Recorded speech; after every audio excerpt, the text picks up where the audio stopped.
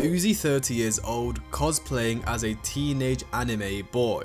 Lil Uzi Vert seen out in public with controversial content creator Glow Diddy again. When you find out your goat is washed, which is the most liked post in the Lil Uzi Vert Reddit in the past year. It seems like Uzi's fans have had enough of him cosplaying, inhaling Nitrous, dropping mid-music and hanging out with people who have Diddy allegations. And that's really only the surface of what's been going on with Uzi in the past couple of years. So let's delve into why Lil Uzi's fanbase is turning on him. So let's bring it back a couple of years and let's look at where Uzi was at in his career. So obviously, as we all know, he was one of the most prominent figures in this SoundCloud scene back around 2017 and 2018, with him really leading that entire wave as he was the biggest artist from that era. Not only was he dropping straight hits, but he also had the perfect aesthetic. The colored dreads matched with the craziest outfits. Everybody just absolutely loved Uzi.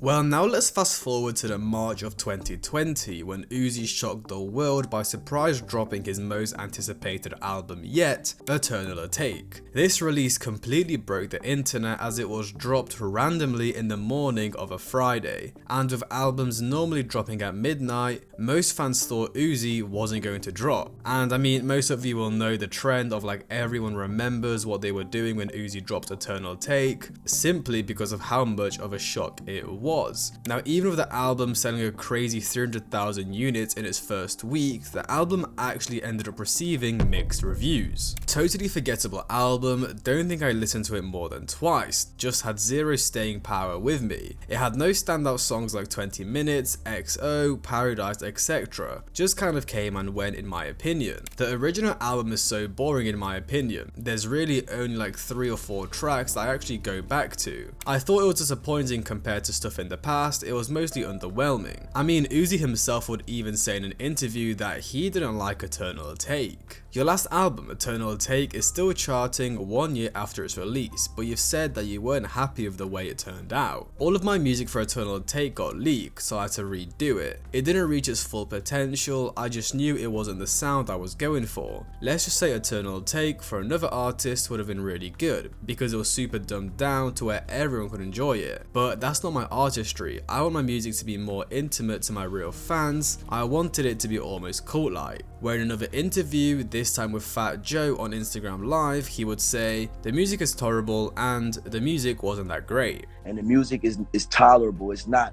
oh my God, this is The music is definitely there. It's good production, but honestly, from Lil Uzi Vert, we expect a star, moon, spaceships, and the high above. We expect everything from him because I'm already giving off this persona. I have a pink diamond in the middle of my head, yo. Everything is supposed to be going fucking diamond. Now honestly, it's quite upsetting to see an album perform so well numbers wise, yet get such mixed reviews and the artists themselves even disliking their biggest project. But there was nothing Uzi could do now apart from put his head down, get back in the studio and release the next album. But the truth is, things would only continue going downhill from here onwards for him. So just 7 months after Eternal Atake, Uzi would drop a collaborative tape with Future, which honestly I don't want to dive too deep into. It's a collaborative tape. It did get mixed reviews as some fans thought it was repetitive and boring, but it's whatever. I mean, it still sold an impressive 100,000 units in its first week, and I thought it was a pretty fun project. But after this album, Uzi would take a very dark turn in his career. In the July of 2021, Lil Uzi Vert's ex, Brittany Bird, was having a meeting with artist St. John at a cafe in Hollywood, discussing a business project. Now it seemed like Uzi got word that his ex was meeting up with another guy, where we can only presume he got jealous. Uzi would end up pulling up to that same cafe they were having the meeting at, where Uzi jumped out of an Escalade and confronted everyone at the table,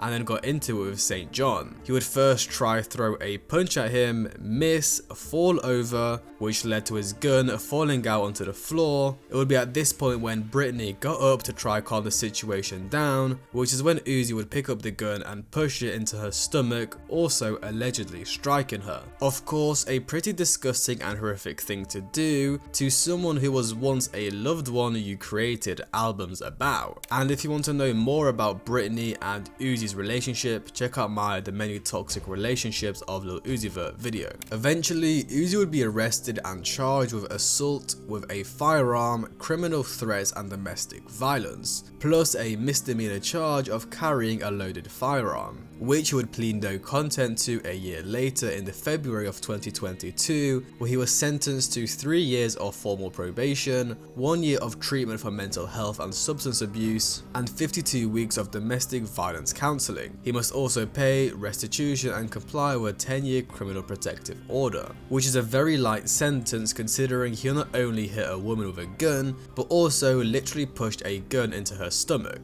Absolutely crazy. But this isn't the first time we've seen a rapper attack a girl. And of course, since this is a quite common thing in the hip hop industry, this did not at all affect Uzi's career, and really he went on as usual as if nothing happened. Now after the situation was over, it seemed like Uzi was ready to move on and reignite his career with Pink Tape, following the release of his Red and White EP in the July of 2022, which acted as a kind of pre-album tease to feed the fans. Now, not to overhype it, but Pink Tape had huge anticipation. Uzi hadn't dropped any new music in 3 years, and that's excluding the Red and White EP because that was just old songs. Anyways, he had just dropped multiple big songs with Just Wanna Rock, Watch This, and his feature on Yeat's Flawless. He was in a way more stable position in his life after he revealed he had been attending rehab for the past 7 months and was in a pretty healthy relationship with the rapper JT, so it was looking really good for Uzi. I mean, he even revealed he made over 600 songs just for Pink Tape. And eventually on the 30th of June in 2023, Pink Tape would drop with an enormous 26 song track list. Now the opening of the album was amazing. Flooded the Face, Suicide Doors, A with Travis Scott, X2, Spin Again. The first 13 tracks or so were amazing. But then as we delved further and further into the album, things just got weirder and weirder. Track 14, Nakamura, the name of a heavily respected and decorated pro WWE wrestler, Shinsuke Nakamura. Sorry if I butchered the pronunciation. With the song sampling his theme song, The Rising Sun. A pretty different song, however. From what I can find on social media, a lot of different audiences actually enjoyed this song, so I don't think I can hate too much. But it was a pretty big step in a different direction from Uzi, and this was only really the beginning, as things would only get weirder and weirder. We've then got Fire Alarm with the Snow Strippers, an American electric music duo formed in Detroit. Now I actually think this song is fire. Uzi does this cool deep voice which mixes very well with the hectic beat and background vocals. But the track after that, CS, where Uzi covers System of a Down's August 2001 hit single Chop Suey. Do I even need to explain what is wrong with Uzi not only putting a cover on his album but a cover of a rock song? Like, what even is the point?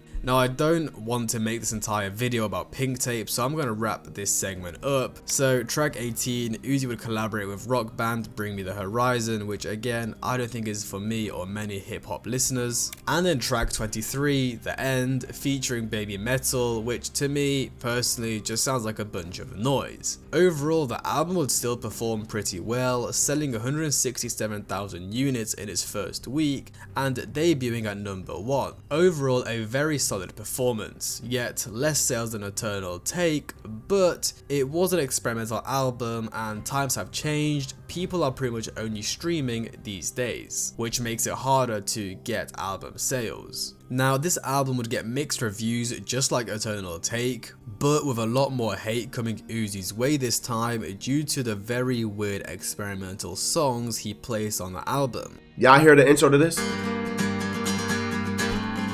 I thought it was gonna be some alternative pop. This nigga are screaming. Suck a like him. Suck a like him. Now that I heard that song, this nigga giving me PTSD, and it sounds like this whole shit gonna be heavy metal the rest of the way. But Werewolf, Bring Me The Horizon, bro.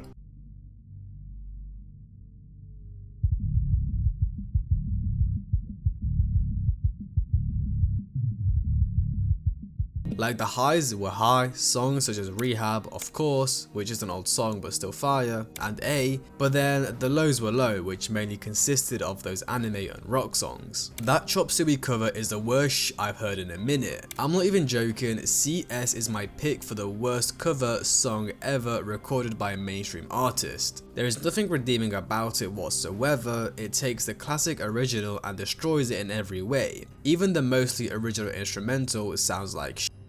I must have grown up because the album is trash. So personally, the feeling I got from this album was Uzi can still make great music, he should probably just focus on song selection and stay away from the rock songs. Now after this album, Uzi would go on this weird run of just rolling out different albums. He would start the rollout of Barter 6, taking inspiration from Young Thug's Barter 6, which was inspired by Lil Wayne's Carter 6. We saw Uzi basically cosplay as Young Thug for a couple of months before he would then announce Love Is Rage 3, the final chapter of his Love Is Rage series, as he would also state he will be retiring after this album. Can fans expect an update on Love Is Rage 3? You're making me feel famous, Tim. You haven't talked to me in like 3 years. We always talk to you. When's the album coming? Love Is Rage 3. Is it really your last album?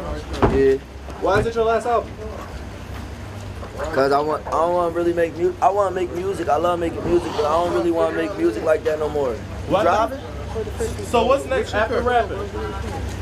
I want to make like women's clothes. Now many fans thought Uzi just had enough of being in the spotlight all the time and being pestered by his cult fan base. I mean, the dude has been in the scene for 10 years now, dropping hits on hits every year and probably just wants to live a quiet life. But as time went on, not only was he beginning to be under fire for his significant drop in quality of music, but also due to his unusual public appearances. Firstly, in 2023, Uzi would announce to the world that he now has a new persona, Leslie, where he would show himself wearing a wig and nail polish, posing in a weird manner, if that's how you want to describe it. He's been saying this is Leslie.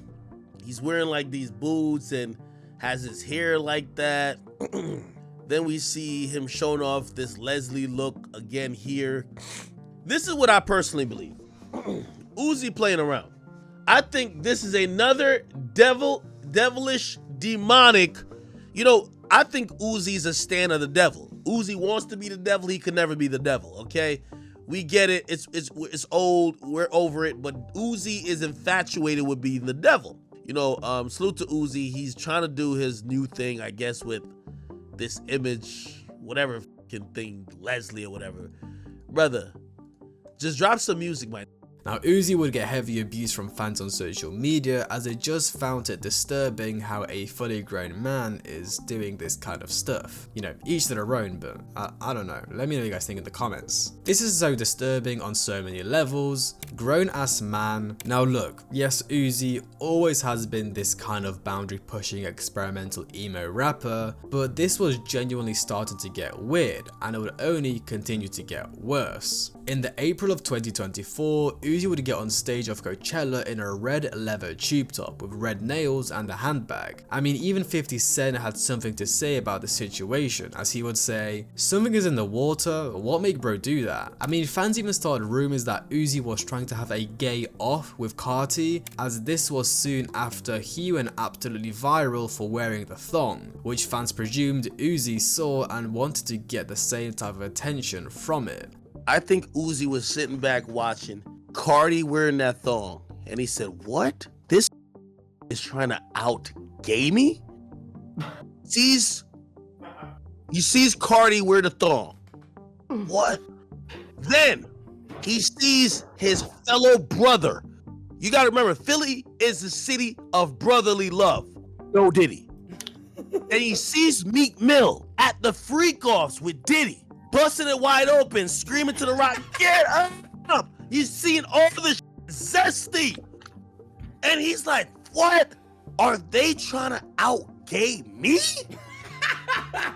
Bro. And Brock walked out there with a Birkin and a crop top. I mean, the Gale thing is just a joke, but the Carti v Uzi situation is something I have been hearing often. And what I've seen people saying is like, when Carti does something, it's seen as cool and boundary pushing, whereas with Uzi, it's lame and you're pushing 30. So I guess people are saying it's kind of unfair. And I think the reason for this is simply because of where the two are at in their careers. Carti for the past couple of years has only been growing and getting more popular, whereas Uzi has been declining. So the bad music mixed in with the outrageous publicity stunts makes fans angry. But anyways, let's move past this and now talk about his most recent album, Eternal Atake 2. So towards the end of the year, Uzi would make this grand return by reactivating his social medias and changing the bio to all Y, alongside the profile picture, which was switched to the Eternal Atake logo. He would then drop Uzi the Earthling, some sort of TV show theme to streaming platforms, alongside a UFO sighting in the sky of New York City, all to promote his newest album, Eternal Atake 2. It would eventually drop on the 1st of November in 2024, 16 brand new tracks, with fans hoping it was a huge improvement from the very inconsistent Pink tape. And let's just say the album didn't give you high hopes when the first track mentioned Uzi taking NOS, nitrous oxide, also known as laughing gas or galaxy gas. It's an anesthetic that slows down your nervous system and induces a sense of calm and euphoria, with Uzi supposedly being introduced to this via opium producer Lil 88. Another artist you may be familiar with, Ye, was also addicted to this substance after getting dental surgery. Now fans were very disappointed to see Uzi back onto the substances pretty much a year after getting out of rehab, and then bragging about it on the intro track for his newest album. Now to keep it short and simple, fans weren't happy with this album at all. It seemed completely rushed and sloppy, with fans beginning to claim that Nitrous destroyed his career. I mean, I hate to hate on Uzi so much, but this was atrocious. Personally, all I can say is I liked the second half of the album where he went back to his roots and did more so of melodic music. Here is what fans had to say though.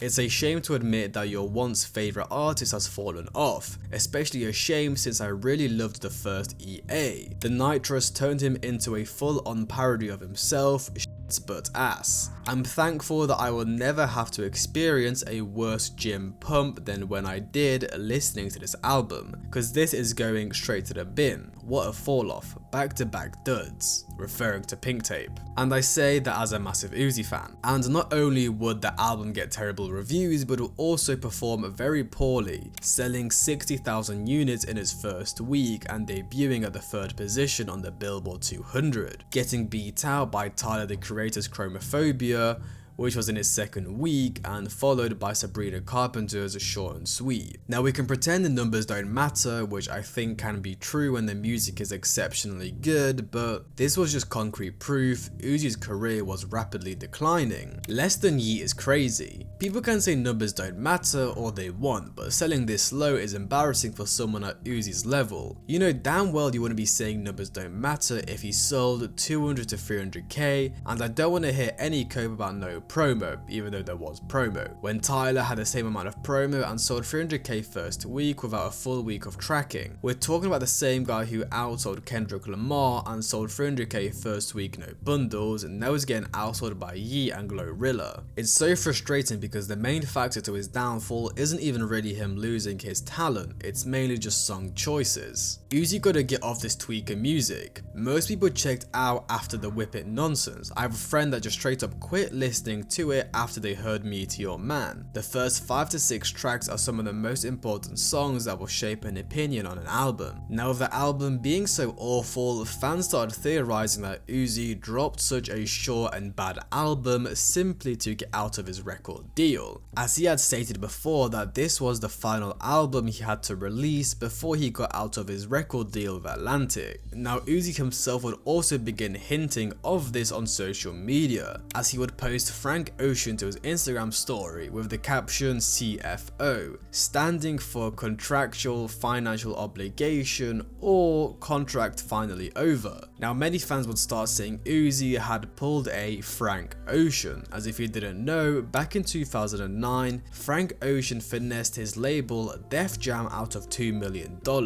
as he would fulfill his contractual agreement with them by live streaming his album Endless, then releasing his actual album Blonde independently the next day, which is what Uzi is claiming he did here with Eternal Atake, just something to get him out of the deal so he can finally be free. He even ended up liking a comment where a fan said that he pulled a Frank Ocean and that EA2 was his Endless, which I guess confirms it, but again, this had fans in mixed opinions online, some of them saying this was just Uzi's excuse for dropping such a horrific album. The thing is, Endless was still an amazing record, EA2 is just pure ass. I'm in the camp that this means nothing and Uzi is playing into these theories to brush off the poor reception, but I hope I'm wrong. Who knows, I mean the opening line of EA2 was "New contract, I read mine." But personally, I think he could have still dropped a proper album and leave on a bang, instead of damaging your discography. Well, Academics would stay on a live stream around a month after the release of EA2, where he would confirm that this was just an album to get out of the deal, and Uzi is now ready to drop the real album. I heard Uzi got a album that is hotter than fish grease, but the one he just dropped was to get off of Atlantic. They said They said Uzi's real album, and he know it. He just didn't want to drop it with these. So he held the whole shit. He made some other shit.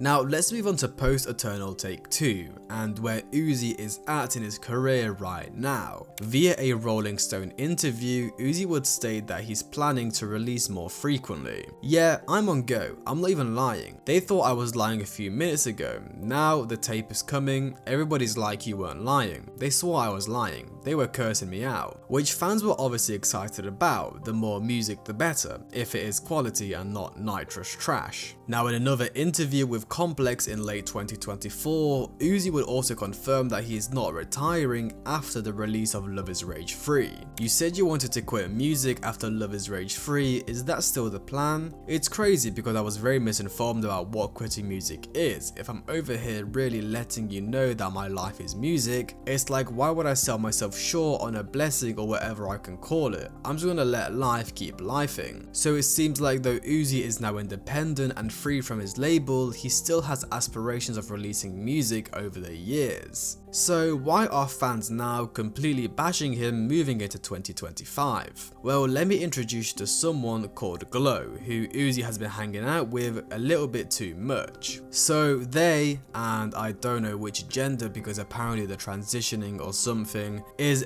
some type of fashion TikToker that also has allegations of being an EDP, which is why people all over social media call them Glow Diddy. Now of course, Uzi fans were already unhappy that Uzi was hanging out with someone with these sorts of allegations. But it got even worse and weirder when some fans started making posts all over social media about the two's friendship. Are these fellas dating? I'm starting to think, bro, cause what the F is Uzi seeing in this dude? Fella a pedo too, what the F he got going on? I hope you'll know he really don't F with JT and is really in love with a stud, which is one of the most liked posts within the Uzi community on Twitter. Now obviously this is just a troll, but you can see how fans are reacting to Uzi's relationship with Glow on social media. Even Uzi's girlfriend since 2019 had to come out and defend him on Twitter. If Uzi was white, nothing he'd do would bother y'all miserable ass fellas. Now even though many of fans' opinions have been negative, especially with the way Uzi has been dressing up recently, some fans are seeing the positives, as the snippets that have been previewed while Uzi has been with Glow have been sounding pretty good, with Glow also promising that they will fix Uzi's song selection, so who knows. I mean personally, I feel like Uzi can make a really good comeback if he starts putting out quality music again, not deep voiced nitrous throwaways. I mean just imagine, 2025 he drops Love Is Rage 3, straight hits, I guess we'll have to wait and see. Hope you guys enjoyed. Like, subscribe, comment, have a great day, and I'll see you guys in the next one.